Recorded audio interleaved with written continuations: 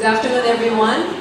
It's always nice to come and bring together two of my passions. One, a member of Philippine Star for 20 years with my editor, Ms. Joanne Ramirez, under Allure.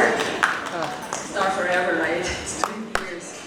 And women, the issue of gender that has been a mainstream in the world for the past, perhaps, avalanche in the past maybe 5 years. Allow me to share the good, the green, and the gender, the ecosystems and supply chain by which we work with great women and with the Eco Store.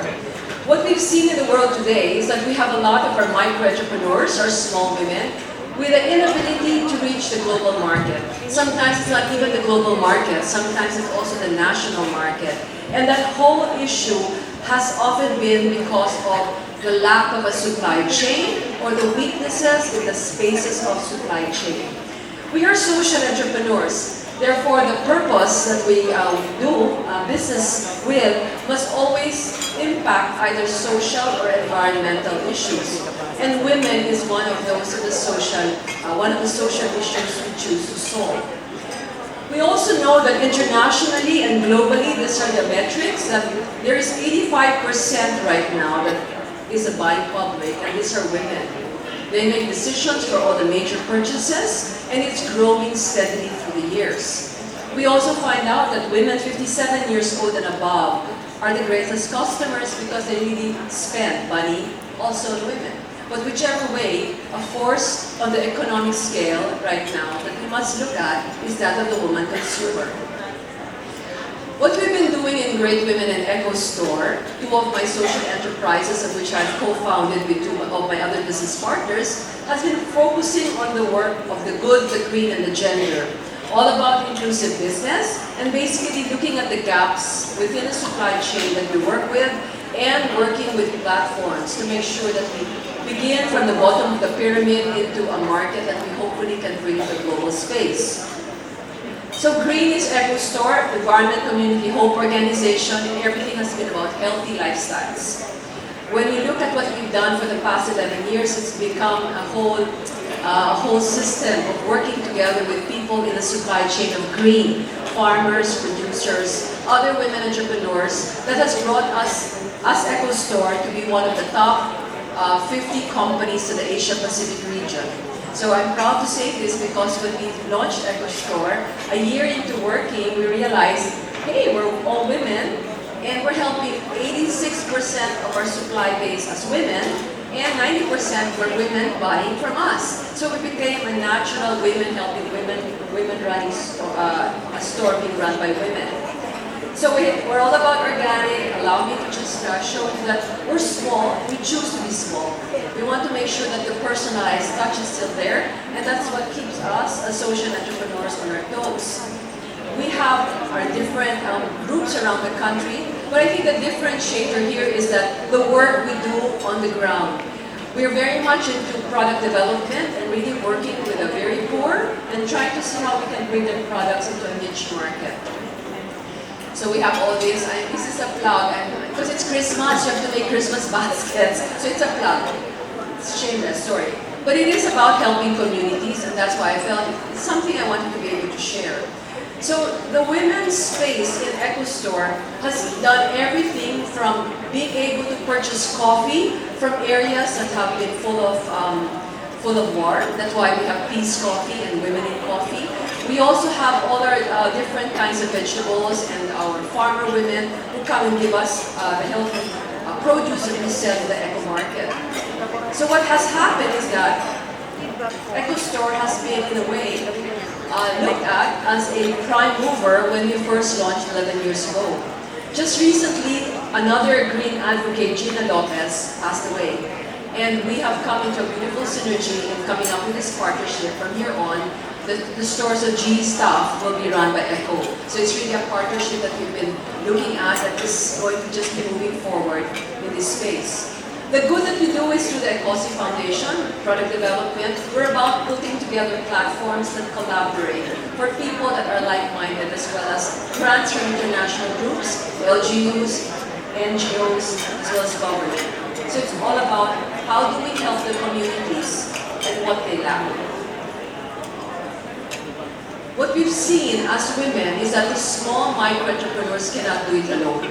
And the strength of the platforms we create is where everybody steps together. Each of us have actually a role in being able to support the woman economy. We often in our life, we don't think about it. We purchase something and don't really think too much about it.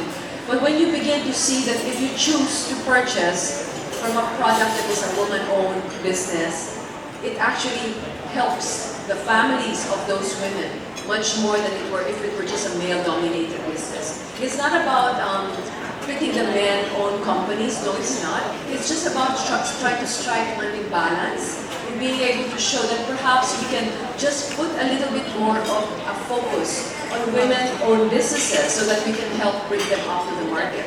And this is a whole stakeholder reach when we look at the women's space, especially that of the poor women. We might be here, empowered women, but half of our country are women, and most of them are very poor. Most of them micro-entrepreneurs who cannot even, they cannot get to their own provincial market. And that is why the platform of the spaces we work on that touches indigenous communities, weaving communities, coffee growers, small farmers, small placehold farmers, all of this, when you bring the whole collaboration of people together, creates the power and the strength. And we realize men and women have that potential to step into this ecosystem as we create impact and sustainability. The eco farms is our way of being able to show that everything we sell is traceable to the source. And basically, what I'd like to highlight here is the work we do with great women. The work of gender, but it's tough. Can we press it forward? Okay. So Great Women, Great means gender-responsive economic action to the transformation of women. It began as a government program, but later was innovated by us with private sector, social entrepreneurs, and the Philippine government, as well as that of the Canadian government, gave us a brand to run with, and that's what we've been doing. How do we do it? We decided to focus on the supply chain direction. I know it's a bit of a detail, but when you take a look at the whole supply chain where market access is either through the brands, Great Women or Eco Store, this all parts are what we touch on as social entrepreneurs. So it's not just one community, we actually have the reach nationwide. Because of this, Great Women has been identified as the gender platform in the ASEAN region. That is a 10-country grouping of our area. And the challenge has been, how can we standardize what we're doing in the country so it can be replicated in the ASEAN space? That's where we are right now. Next slide, please. Okay, what we've seen why our stepping forward is needed. Because when you look at everything on the right side, our micro-entrepreneurs cannot do this. Branding, the marketing, the market access, the product development, and even impact relations. They cannot do this. And yet at the same time, they need everything on the left side.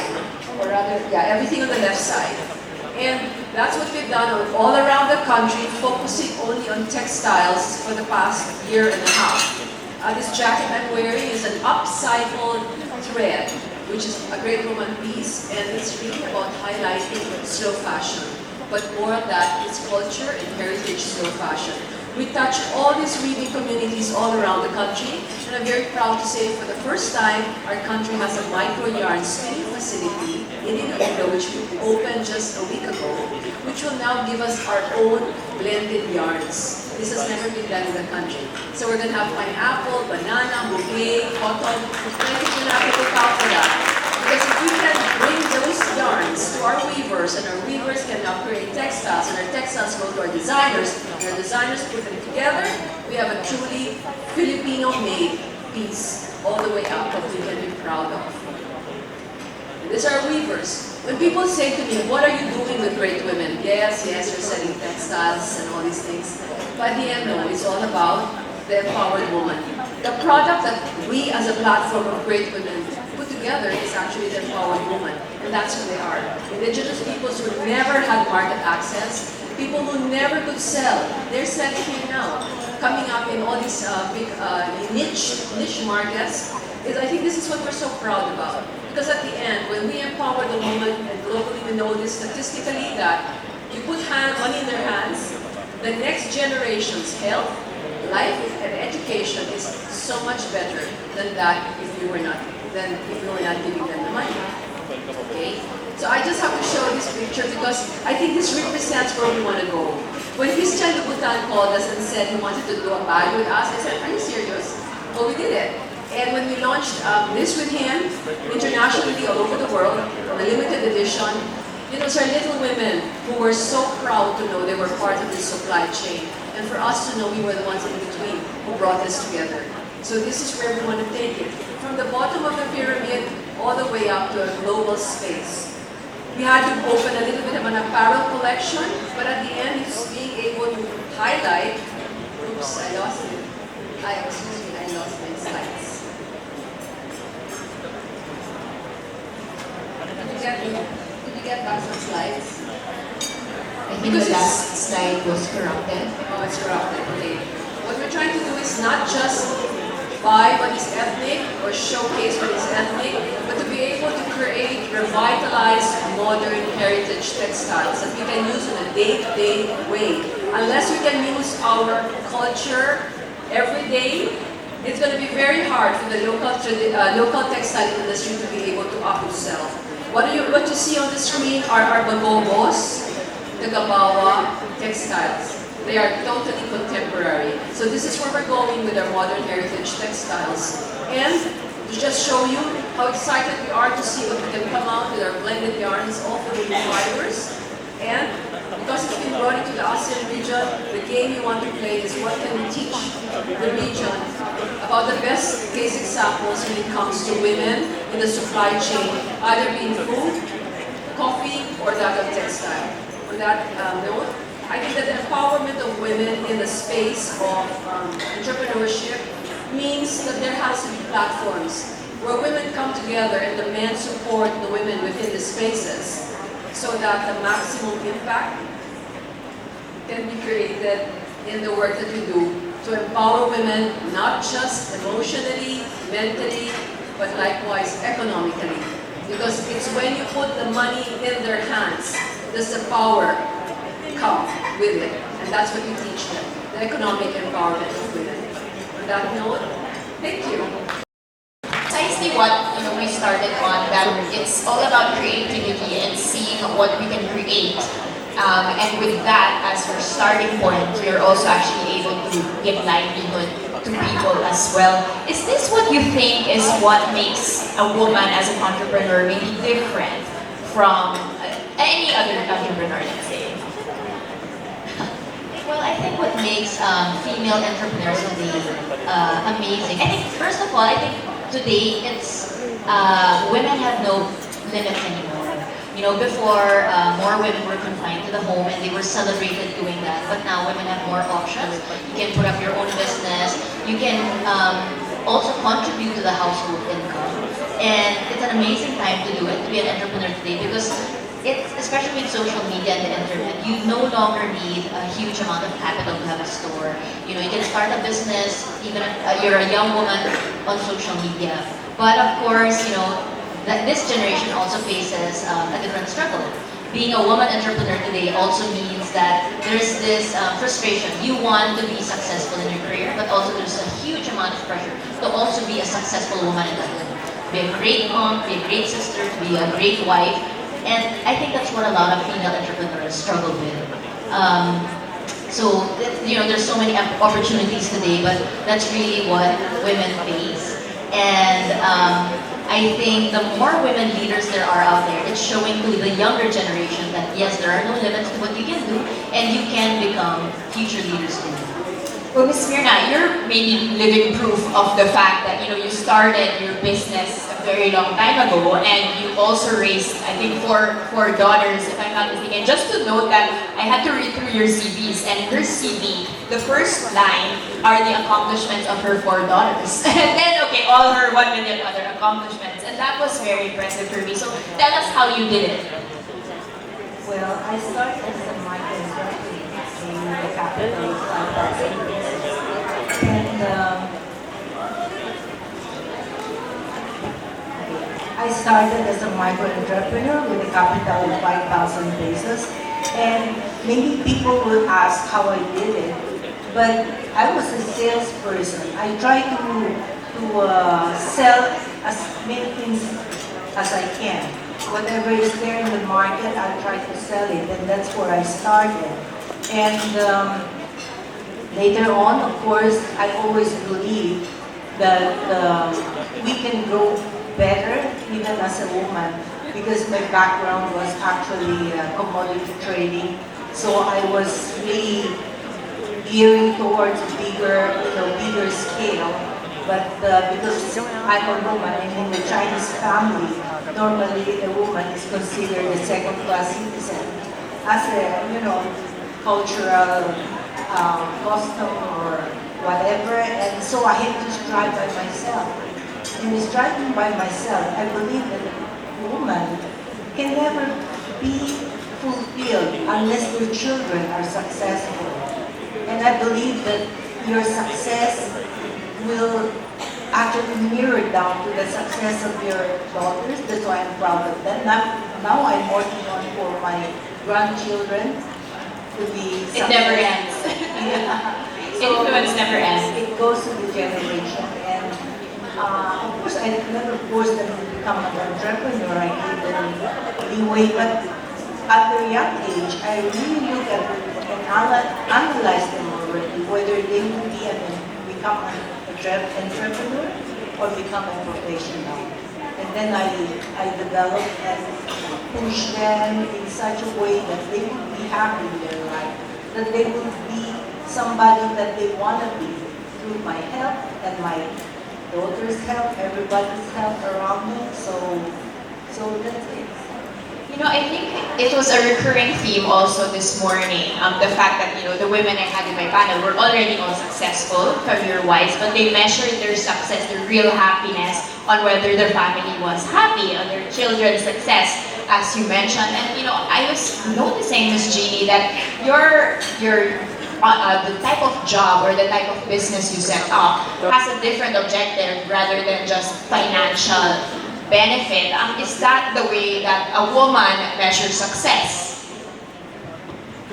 I think you have to be fulfilled in whatever it is you do, number one. As an entrepreneur, if you don't have that passion, just forget it. Just don't get into entrepreneurship because it's so tough. But I think what has happened in the process is that I had another business, and we all had my partners and myself. But we were so burnt out, and it was all money, totally burnt out. And that's why I don't even say I'm an entrepreneur, I say I'm a social entrepreneur. Because then when we decided at that point, what do we want to do for the next half of our life? We said we wanted to help people. It was very clear then, and it includes to me, is now, that every step we take in the journey of what we do as entrepreneurs, social entrepreneurs, is how are we helping many? How are we helping the bigger? Because I can't have kids, so it's like there must be a reason why you can't have kids. And so as a woman, you say, how do you bring that space out where you want to nurture? And this is what has happened. We're creating platforms around the country, which is a little mad. But when you see where it's going, it gives you that fulfillment. I'm not going to stop what I'm doing, even if people think I'm a little crazy. But I think in a space now where everything is a bit of, it's volatile, it's uncertain, this is the place where it's the time to innovate. And we're innovating every step along the way. And that's your way to be a parent. Actually, you have more children than necessary. I have to just include that because it's a woman's space, we added on a CSR angle, which is about the sexually abused young girls. And so we're working with a chameleon group, and just to be able to see what kind of programs we can do, align towards market integration and livelihood. And again, that's really a space where a lot of us, successful women, don't want to look at. But we're like LGUs working in safe spaces. So there's just so much to do in the woman's space, and everything that we input out there is always going to be good, the added value that we can give. Absolutely, and we were talking about that earlier on, that the problems are so complex now that the traditional types of businesses and ways of doing things simply don't work anymore, so you have to think out of the box. Norisa, I wanted to ask you because we just came off of the panel on beauty, and you of course are very well-known model, and you jumped off that point from being a muse to becoming an entrepreneur. How did you deal with stereotypes, and how did you break the glass ceiling, and gotten to be taken very seriously in the business world? Well, I've always had an entrepreneurial streak in me. Growing up, as young as 4 or 5, I was already selling friendship bracelets to neighbors. During summer, I would set up food stalls because I saw the offices beside our house couldn't find a place to buy merienda, and I would be the only one selling to them.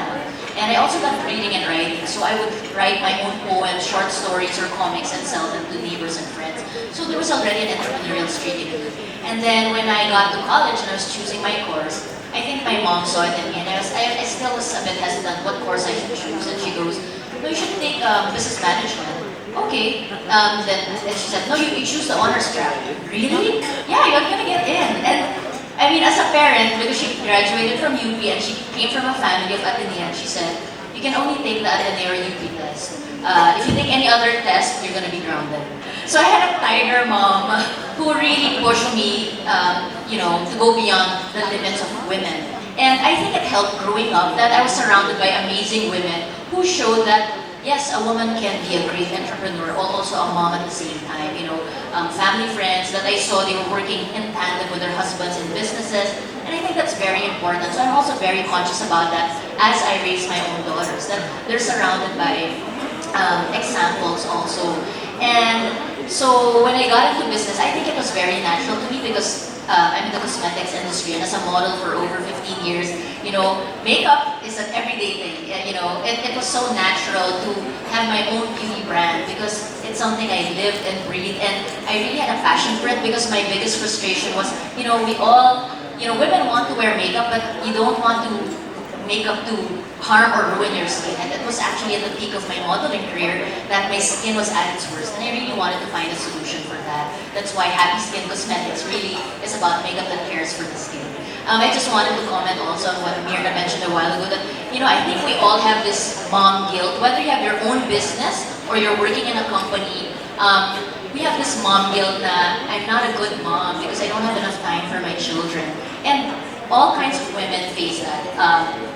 Whether you're working or you have your own business. But I think it's important to remember that as moms, you're setting the example for your children, what they can be. You're showing them the example of hard work, excellence, and striving hard, doing your best. You're setting the example. And for me, kasi growing up, that's what my own mom showed me. That's why I feel like, yes, you can feel guilty, but there's also a side of you that has to set the example for them. But it's so true also when she said that a woman will never feel successful at work if you don't feel successful at home. It's so important to get that balance. Thank you for that. Ms. Mirna, how have times changed? You were mentioning coming from a Chinese family, there's still, women are seen as, let's say, the ones that really stay home. They're not the ones that inherit the family business. Do you feel that this mentality has now changed? And also, just jumping on Risa's point, you guys were lucky to have women examples in your lives that empowered you. But we were talking earlier on and also in the program last night that, there's so much potential, but so much insecurity for a lot of young women. In your company, how are you able to harness the potential and make them feel that they can do as well as you did, for example? Actually, for me, since I was small, I felt like I'm actually a man. Because I was Better than a man. I was dressed up as a boy. I can only wear blue clothes and shorts and pants so that the next job after me would be a boy.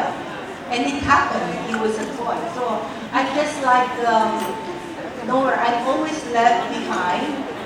Whenever they go for vacation or anything, I'm just left at home.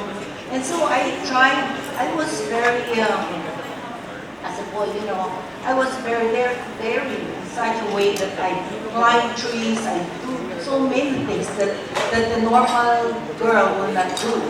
And I walk around, do a lot of things. And I believe that that's why, when you really look at it, you can see men who are successful hate femininity in them. And girls who are successful hate masculinity in them.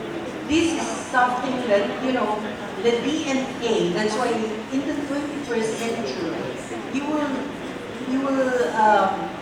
the women will become more successful. Watch out, man, okay? Michelle is smiling there. Because, the complexity of the business world cannot be solved by linear thinking alone. And the women it has the capacity to have more abstract thoughts. And in fact, some men right now are even studying, in the US, how to have these, these qualities that they can have more intuition like women, that they can really multitask. Because, women are multitasking more than men, right? And so, with the complexity of this world now, we have the advantage, I would say. And so, but it so happened that, I have 4 girls that I breed, and my gosh, now I have 7 grandsons. So, it's totally the opposite. When the time that I'm trying to grow the women, the female intuition and everything. Now I have to teach my grandson to be like that.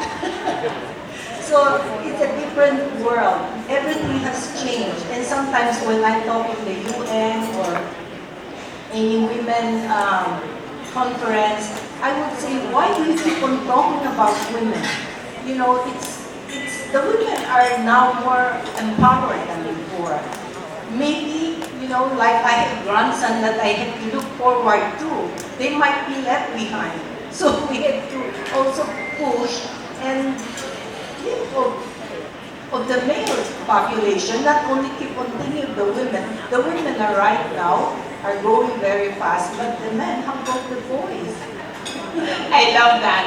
We're not concerned about the men, guys. Okay, on that point, I'd like to ask for a couple of questions from the floor and then maybe take a couple. Yes. I'd like to address my question to Mrs. Mirna Yao.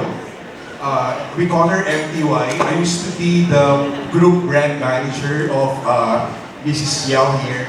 Richwell Trading Corporation, now Rich Pride Global. Okay. Mrs. Yao, MTY, we know that you are a very successful CEO and a very accomplished woman. Richwell Trading Corporation is the biggest toy concessionaire in the Philippines. Name it, Robinsons, SM, your toys are all there. Now my first question is, what are the effects of your brands, most especially Barbie doll, Hot Wheels, Matchbox, for girls and the millennials now? And my second question is, how important to you are your company employees and your market and your customers? How do you take good care of your employees, ma'am? Thank you very much. That's a very good question. Number one is that I would like to mention that sustaining a brand for so many years, like 35 years, like Barbie, is not easy. A brand sometimes can only last 5 years or 10 years. But the Barbie brand in the Philippines is very strong. And it's the strongest in Southeast Asia, or even I would say in Asia. Because even the 60th anniversary that we did right now was the one that was adopted by Mattel as a showcase globally. Because we have been doing a lot of things, and that's why sometimes in Mattel they'll call me the Barbie girl. Because I was able to really feel, the passion in the business, the passion in the brand is very important. And now your question about Hot Wheels, about how I'm transforming, the girls, boy toys is in effect like the Zonta is having a 100 years of celebration. And Zonesians are talking about, or their objective is really more on helping women, and now their focus is against child's marriage, 15 years and below. And would you believe that they approach us, the Barbie, to be part of them? Because Barbie has evolved into such empowering not the women, but also the little girls. We have now empowered little girls. Can you clap your hands? And that they are willing to pay us licensing fee to be just part of the Zonesians Barbie Run, which we will launch on March 8th. It was launched last week, I knew, but it will be held on March 8th or in this month. And it so happened that little girls right now doesn't just think of play, but they think of the future, of what they want to be. And it starts with Barbie. And for girls, and even the father, the mother, you would be surprised that they're collecting Hot Wheels. And Hot Wheels sales is actually bigger than Barbie. Yeah, you may not know it, but the truth is Hot Wheels is probably 20% bigger than Barbie. And Barbie has always been on top because at the time we were handling Frozen also, and Frozen, we know the sales and we know the Barbie sales, and it's really way on top. And now Hot Wheels, we're able to grow it in such a way that father, and the other day during our Southeast Asian event in the Philippines that was held in the Philippines, we saw a mother accompanied by her husband, and she was there looking, and her husband was asking her, do you still hate this? Do you hate this collection? And I was surprised that it was the mother collecting, not the husband. You know, time is really changing. And when taking care of the employees, that is really, it touches me. Because I believe that as an entrepreneur, you really have to take care of your employees in such a way that I would say that women are different from men because they have that emotion to connect, and the intuition of the women, if their employees have problems, you know, you go beyond. Sometimes you go beyond the business, go beyond your work. And so that's why lots of, you know, employees that are over 35 years with me, and they want to retire, and I said, unless I retire, you cannot retire, because we all enjoy our work. And, you know, being an entrepreneur, I would say, indeed, I have the experience and I can feel that you'll be more successful if you are happy, and that whatever you do makes you happy. And that's what I always told my employees, that unless you're happy in your work, I don't want you to be here. If you're not happy, I prefer that you go and look for a happier place. Because our life is so short. We need you to be happy whatever you do. And so, of course, now our company is bigger, so we have insurance, we have all the benefits. Unlike before when we were just starting, you know, so our employees, we have all this, you know, the Halloween party for their children, they come, we have sports fest, we have all this, it has evolved, and you have to really take care of your employees if you want to grow your business. Thank you so much for that. Now, just to very quickly wrap up, I just have one last question for the both of you here. Our country is 99.6% small, medium, micro enterprises. How will you, in your roles, scale this up so that these small enterprises, you know, become really part of the formal economy, especially you, Ms. Jeannie, where you're really focusing on the micro? A lot of them don't want to be big. We don't want to be big. No, it's very clear because we're going to get stressed, right? If you're big. So what's very clear with us is that platforms work. And when the small stay where they are, and that's fine. If they can only weave 3 liters a day because they have children and have farming, that's fine, right? but I do it with quality standards and let them understand that there is a space to the market. So where we're at is being able for us to bring this platform together so that other people like all of you will realize you buy for impact, you're buying from a woman-owned company, right? And or a community. The work that we do is all about advocacies for slow fashion, slow food, a healthy lifestyle. It's impact for the environment and impact for women. So the little role that we do, and we will remain small, we are very clear. Sustainable lifestyles, you're healthy, you're happy. You're working with people who you enjoy being with and are aligned with a shared vision. And you will find that in that smallness, you can bring the big ones in. The big partners, the grant givers, the big companies, the multinationals, the big players. And that's our work as small. Many smalls become powerful together. Thank you. Very out of the box thinking, but it works. I have to agree. I think whenever you get into a business, it's not, I think you have to do something that's sustainable. That will be sustainable, not just for your business, but even for the employees or for the smaller, for ourselves, yes, for ourselves. So it's not about aiming to always just make it bigger for the sake of the bottom line or anything else. At the end of the day, you want quality products. I think one thing to note also today in this era of business is that consumers have a different sense of pride for local and homegrown right now. Before there was this mentality that imported is always better, but ang galing lumalaban ng Filipino and homegrown products. And there's more pride when, you know, oh, this is a Pinoy brand, or it showcases Filipino craftsmanship and it's made by artisans.